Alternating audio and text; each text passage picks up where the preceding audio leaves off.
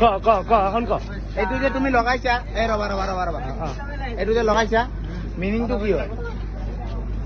India মই এটা সুপাৰস্টাৰ কি ছুপাৰষ্টাৰ MC ষ্টেণ্ড হয় আৰু তুমি কি হয় তুমি কি হয় ইফালে আছিলে তুমি কোন হয় MC ষ্টেণ্ডটো আছে তুমি কোন হয় মই স্টার বয় ষ্টাৰ বয় আৰু তুমি যে এটা ভিডিঅ'ত কৈছো মই MC ষ্টেণ্ড নহয় MC ছুপাৰষ্টাৰ মানেটো মানে ছুপাৰষ্টাৰ এইটো কিমান টকা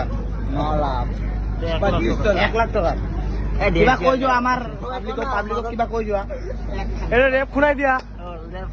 শুনাই দিয়া তুমি ফেমাস এনে ফেমাস ব্রো তুমি ফেমাস